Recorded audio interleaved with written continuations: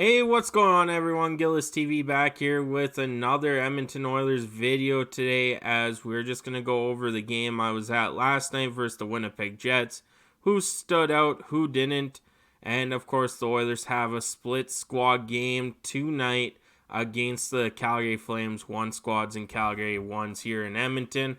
We'll get into that here in a minute, but if you're new to the channel and like anything Oilers related or NHL, doesn't matter the team. I try to do one Oilers video a day, but we do cover other teams too, from trades, news, signings, rumors, whatever there is in the world of the NHL.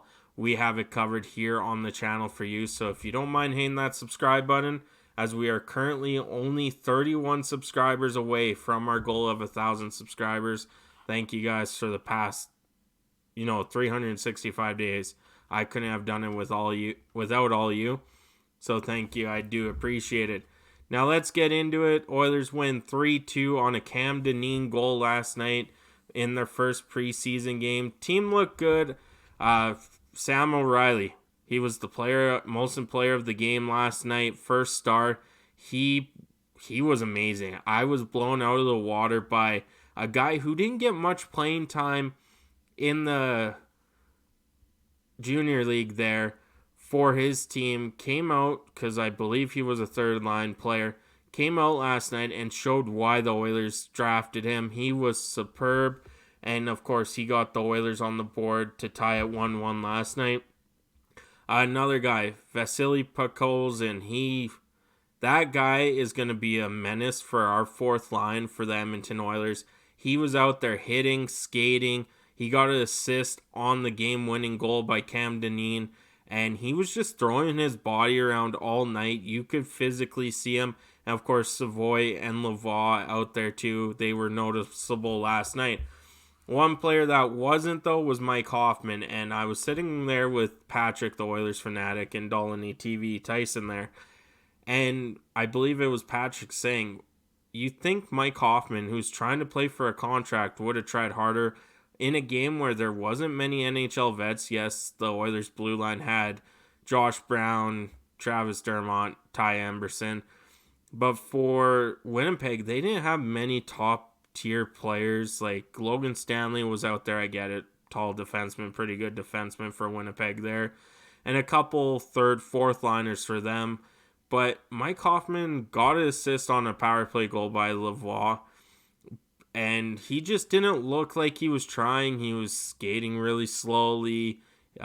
He wasn't noticeable out there, I guess you could say. And I tried to kind of watch every time he came out to see if he was going to give it 100%. And Patrick said it best. You're not going to give it 100% because you're playing against, we'll say, 90% of rookies, and playing with 90% of rookies.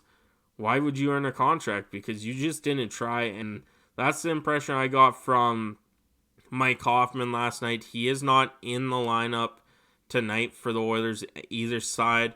Another shout out to Oilers legend there, Drake Caggiula. He was shooting. He was playing a physical game last night as well for the Edmonton Oilers. So that's just the kind of recap. O'Reilly, Podkolzin, they were pretty good. You saw Savoy out there. He did a couple good things. Ty Emberson, I really liked his game.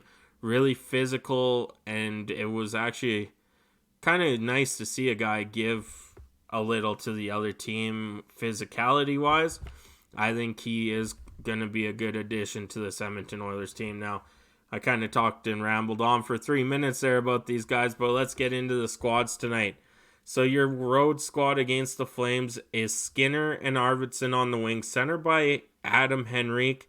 I'll get into this in a minute. Savoy, O'Reilly, and Caggiula are on a line. Hoffman is in this lineup. Sorry, I missed his name. Hoffman, Pettersson, and Derek Ryan.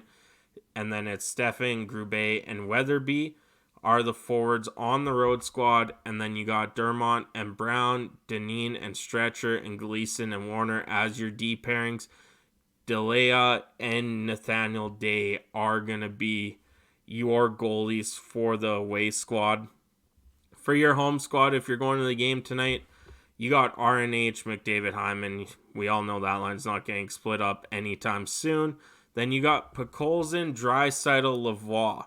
Now, some of this, I think they just want to keep Draisaitl in Edmonton so fans can watch him.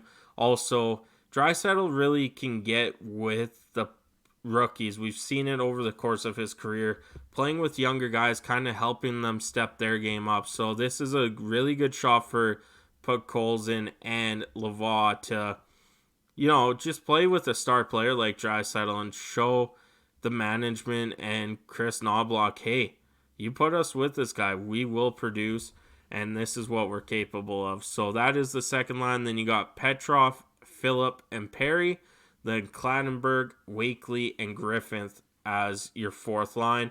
D pairings for tonight at home are Ekholm, Bouchard, Hofmeyer, and Kemp, and then Kirkhonen, I probably mispronounced that, and Canuck, Lippert.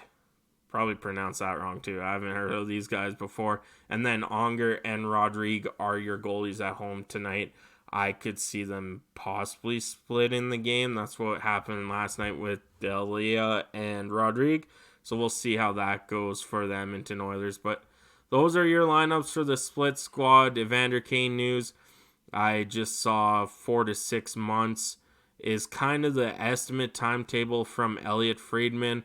I discussed that on the Oilers Fanatics stream there yesterday when we were doing a pregame and stuff. And yeah, 4 to 6 months. If you push the 6 month, it is deadline day. So if the Oilers can try and get that, then you're golden. But we'll see how that goes for Evander Kane. Of course, we want him back for his physicality and honestly a speedy recovery for him. But that is pretty much it. My birthday today, so the wife's taking me out for supper. I'll catch you guys on the next one. Thank you so much for tuning in. I'm out of here.